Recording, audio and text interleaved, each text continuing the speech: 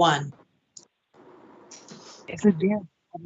Okay, this is a call to order of a special meeting of the Bridgeport Board of Education. Today's date is October 15th, 2020, and the time is noted as being 5:17 p.m.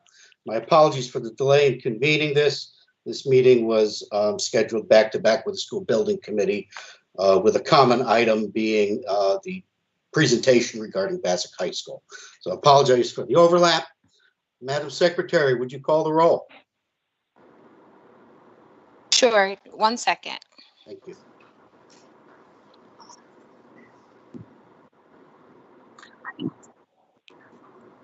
Miss Allen, Here. Mr. Benahan, Present. Mr. Lombard, Miss Martinez, Here.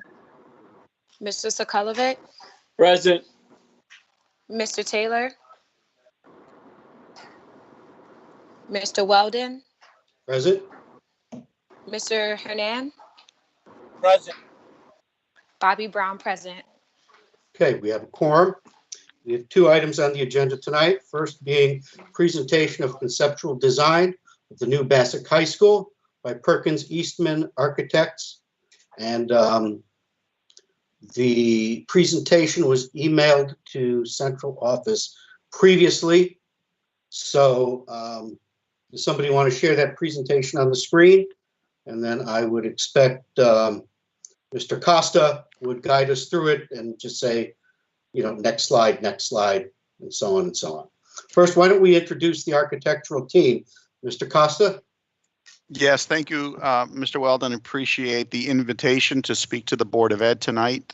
Thank you for inviting us. My name for the record is Joe Costa. I'm an architect and principal with Perkins Eastman. I also have some key members of my design team, including Joe Banks, project manager, Mike Berger, design architect, Allison Doberton, also design architect, and from our landscape architect team is Mike Segan from Ricker Segan. We're not quite ready to show you any finished designs. These are really just preliminary conceptual drawings that you're going to see tonight, but I think what they're going to do is going to give you a good sense of how the new properties are organized, how the program fits, how you work parking, bus drop off, the front door, and basically how the site works, and some of the great things about the site, including the views to the harbor, access to the park, proximity to University of Bridgeport, and all these factors really contribute to a fantastic opportunity for the new Bassett High School. It's quite a change from its current facility. One example, of course, is the fact that you're, for the first time in 100 years, you're going to have your own home field, which we know adds to a lot of pride and school spirit. But what I'm going to do is I'm going to ask the team to do a very quick presentation. This is basically a repeat of what we just presented to the building committee a few minutes ago. And then, we'll give you plenty of time to ask us any questions you may have about our approach or some of the conceptual design sketches that we're going to show you this afternoon. So with that, I'm going to ask Joe Banks to start the presentation, and we can advance the slides as you guys are ready. Sure, yeah, thanks, Joe. Before we go too far into it, I just want to, for planning purposes, we do have a legal matter we need to discuss toward the end of the meeting. And our attorney is scheduled to come in at about 5:45, 5:50, so in about a half hour. So just so we have a concept of our timeframes. Yeah, Mr. we'll keep it brief, Mr. Weldon. Thank you. Yep. So I will be brief as well. I just want to tell you guys where we are in the process. As Joe Costa mentioned, this is we are just beginning to start what's called the schematic design, which is the very first little bit of design. We've spent some time doing conceptual design because this is a different site, and as Allison's going to tell you in a few moments, there's some interesting things about this site that we had to take into account. But ahead of us, we have all of schematic design, we have design development, we have construction documents before we get to the finish line and the whole thing goes out to bid and we begin to build your new school. So just set the context there. And Allison, you can take it away with conceptual design. All right, can you guys hear me?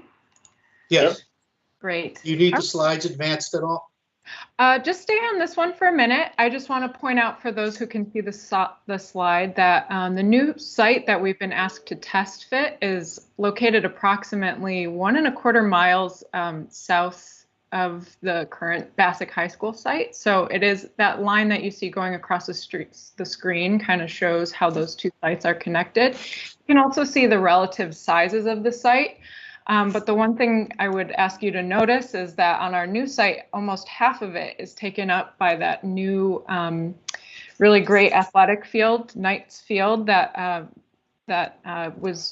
it's pretty recently built. So just keeping that kind of context in mind, maybe go to the next slide so we can zoom in.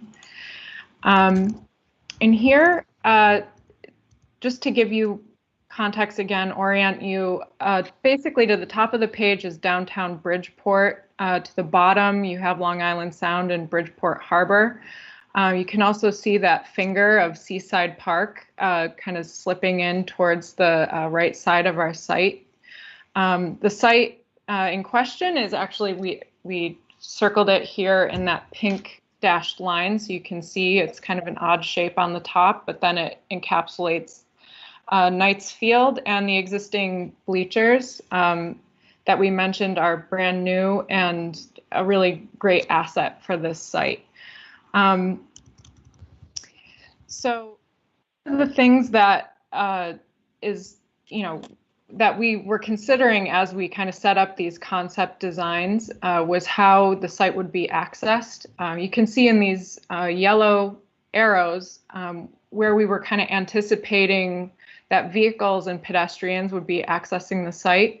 And with this in mind, anticipating vehicles coming mostly from the north off of Broad Street and pedestrians coming really from everywhere, but mostly from the west and from University Avenue, we're kind of trying to figure out what the best and most strategic location for our front door is, keeping in mind that the single point of entry is a super important security and design parameter for this building.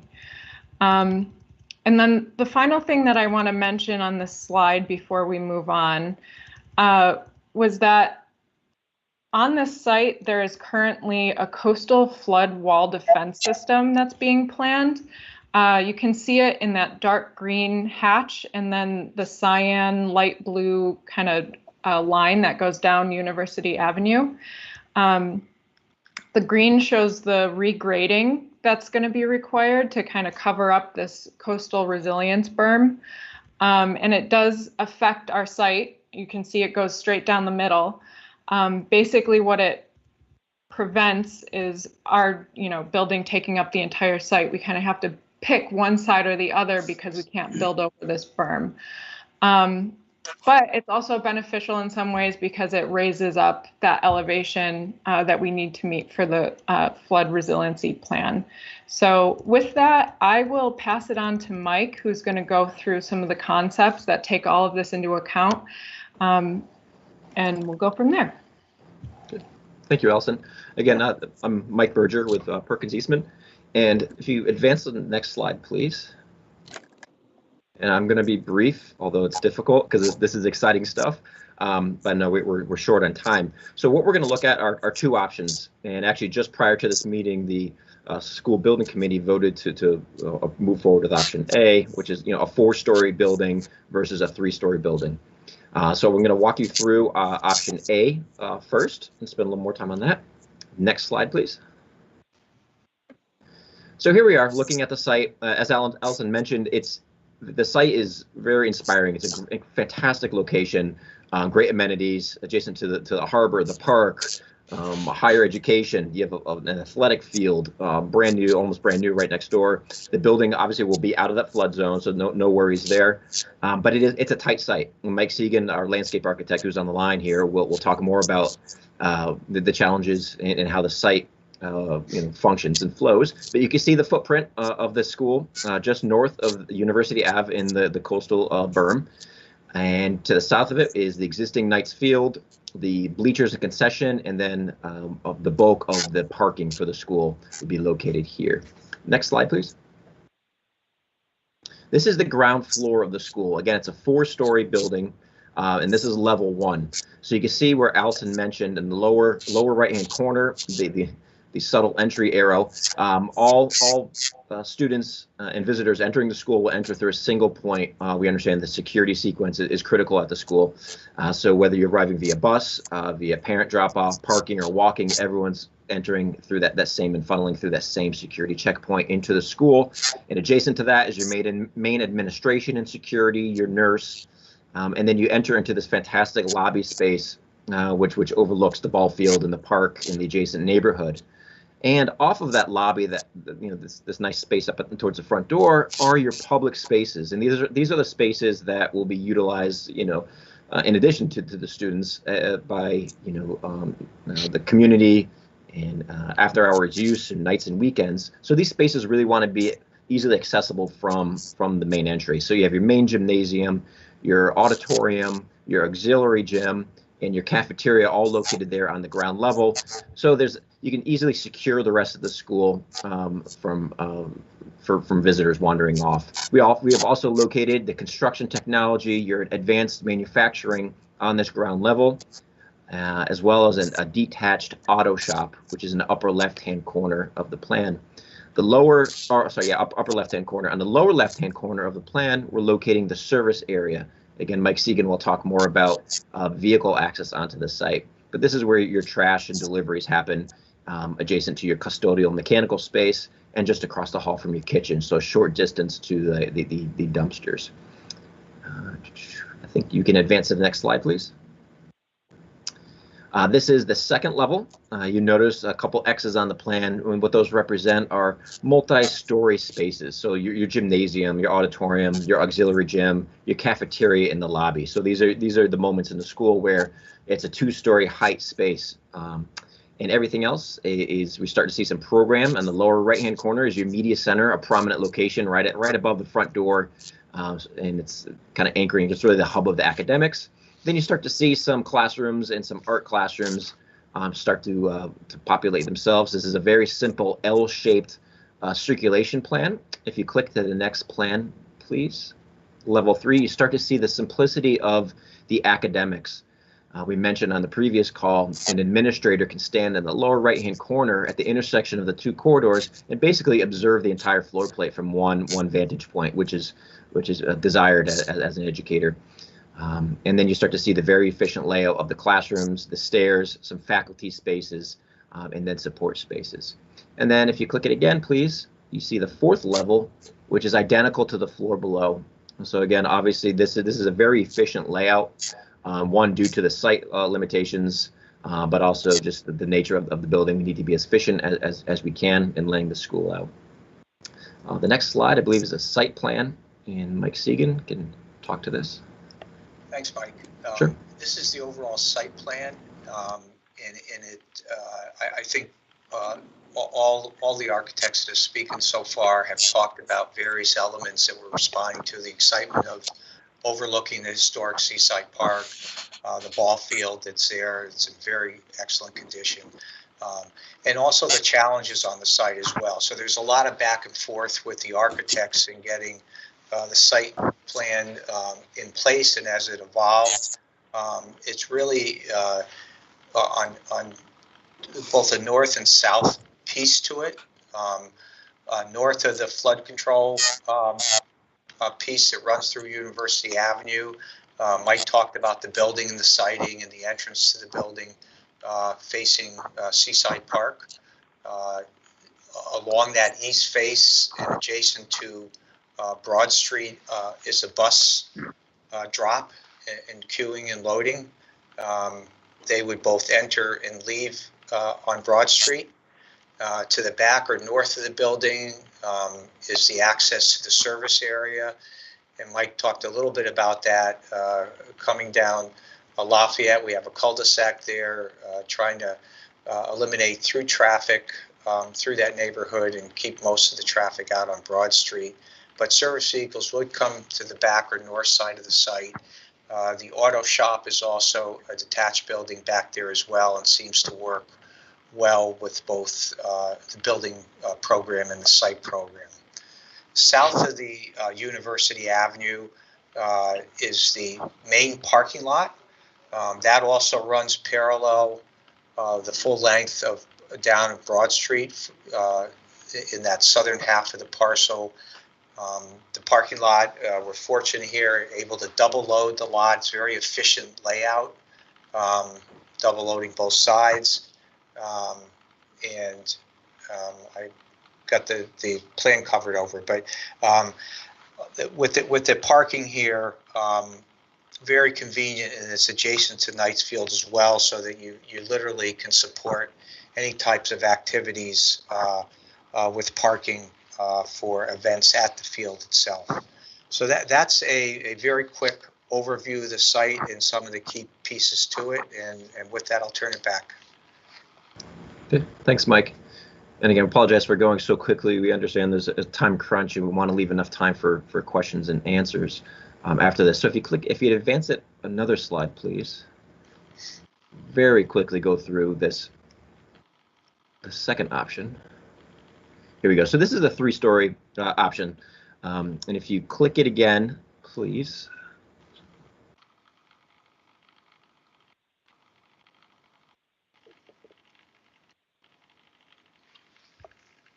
Thank you.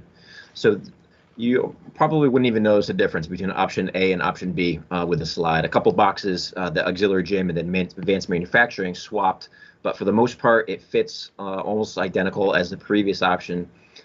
So as everything that Mike Segan just mentioned, site circulation and arrival is identical. The entrance is in the same location. All of your public spaces are located off the lobby space here, so it works great on the ground floor. If you advance it one more slide, please. This is where the big difference is. You start to see a lot more program space being packed into this footprint. And the program is accommodated. There are no compromises to this plan, but you do have a lot of inward-looking classrooms. We have a fantastic site, as we previously mentioned. And option A affords great views to the south, the east, to the north from all those classroom spaces, which are compromised in this plan. So you're looking back across each other and looking at walls versus looking out into the surrounding context. So if you click it again, please, and this is the last slide. This is the third level. So you see the classrooms. You're 1 story less, but you're creating a little more circulation and some less desirable views and daylighting to those classrooms. And I believe that's it. So that pretty much is our presentation and really a snapshot of where we are as of last week. We're just getting ready to start schematic design so that the level of detail will increase many orders of magnitude, and the design will evolve and it will change and it will get much better. But I think the major components are there. How we're going to organize the site, what part of the building is going to go where, and how we're going to make best use of the parking area that's on the south of University. At this point, I'd like to open it up to any questions that the board may have that maybe we can answer while we have a few more minutes left in today's presentation. Okay, so I'm going to just go around the room name by name, see if anyone has any questions or comments. We'll start with Vice Chairman, Mr. Illingworth. Any questions? No. Okay. Ms. Brown? No questions. Okay. Ms. Allen? None. Mr. Benahan? Yes, I have a question. Thank you, Mr. Chair. I just Sure. want to know if you they have a room for the parents center for the parents, because I know we have PTSO presidents. They work with parents and do workshops. I don't see nothing like that. The answer is yes, we have that. You're just not seeing that level of detail yet, Albert. It's just these are very large boxes that capture, groups of spaces, but that'll be included at the program. All right. Thank you, sir. I Yep. appreciate it. You're welcome.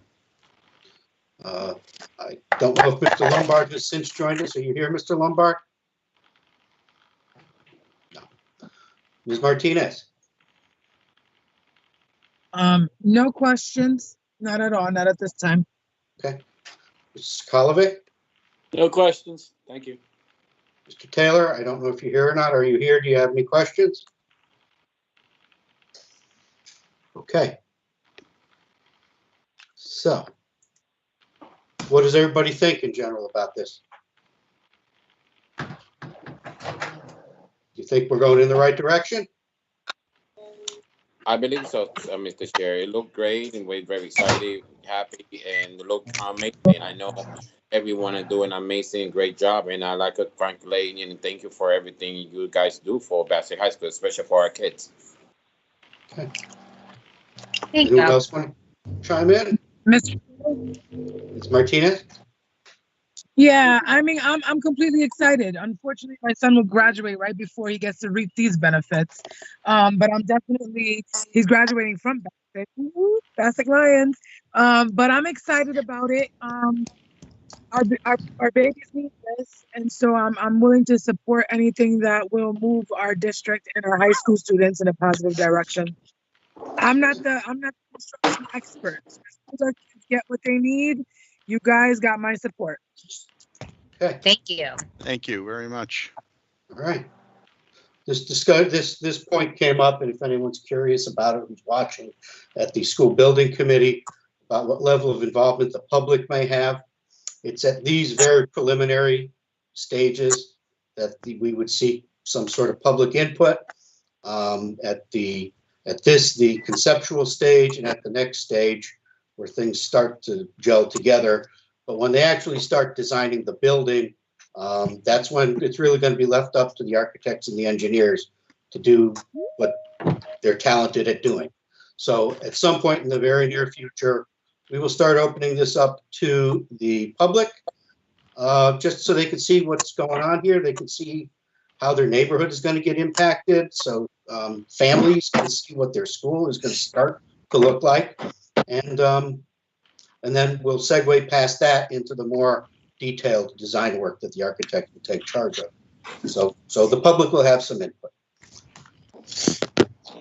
Unless there's anything else, I mean, I think I see our council has chimed into the meeting for our next item. Is everybody ready to go to the next item? Mr. Chair? Mr. Sokolovic. Yes. Are we going to vote on a concept here as well, or?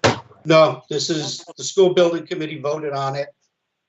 They're the ones who have the contract with the architect. So this is really just an informational item for us. But we did choose the super building committee. I'm sorry, I can't hear you. 4 floors. What did you say? I said I don't think everybody knows we picked A. Yes, I think Mr. Costa explained Oh, I'm that. sorry. I apologize. He did. I must have missed. I must have stepped away. Thank you. And I kind of think it's a no-brainer. So, all right. So, All right. thank you, lady and gentlemen, for your time and for indulging us in our questions. Have a good evening.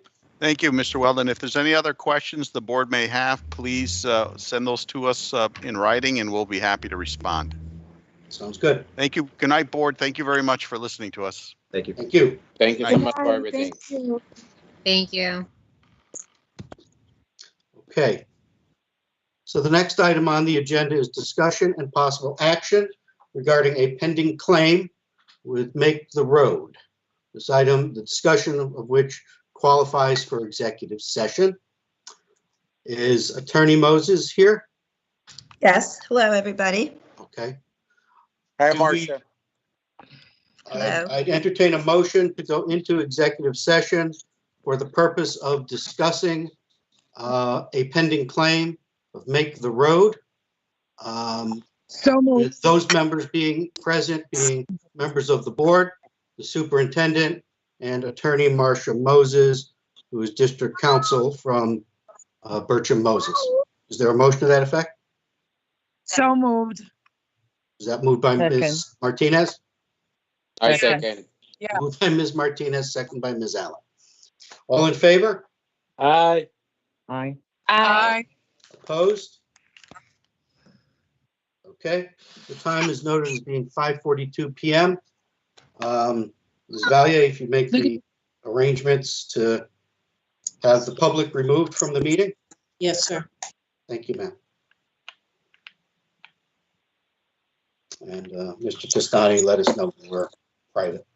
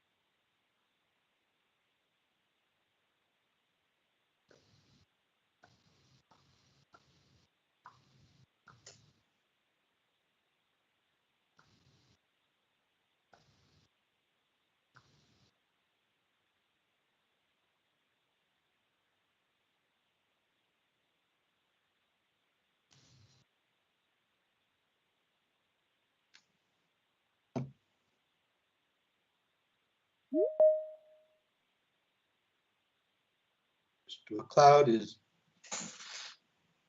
are you letting him in, Rita? We're set to be live. Okay. We are coming out of executive session and reconvening the special meeting. Time is noted as 6:23 p.m. and all members previously in attendance are present. I would seek a motion to decline to enter into the agreement with Make the Road as discussed in executive session and to advise the superintendent carry that out. Also noting that we continue to be partners with Make the Road and we look forward to collaborating with them for many years in the future. Is there a motion to that effect? So moved. So moved. Moved by I second. Martinez. Is there a second? I second it. Second by second. Mr. Benahan. Any further discussion that's permissible? All in favor? Aye. Aye. All Aye. opposed? Any abstentions? Okay, motion carried. Abstain. I'm sorry, Ms. Brown abstains. Okay, I'll entertain a motion to adjourn. Motion to So adjourn. moved. Moved by Ms. Allen. Is there a second? Second. Second. Second. Second by Mr. Sakalovic. All in favor? Aye. Aye. Opposed? Aye. Okay, we are adjourned. Good night. Good night. Time is noted as being 6:24 p.m. Have a good night, everyone. Good night, everyone. You God bless too. you all. Bye. Be safe, be healthy. Thank you for your time, Attorney Moses. Thank you. Good night, everybody. Have a good night. Good night.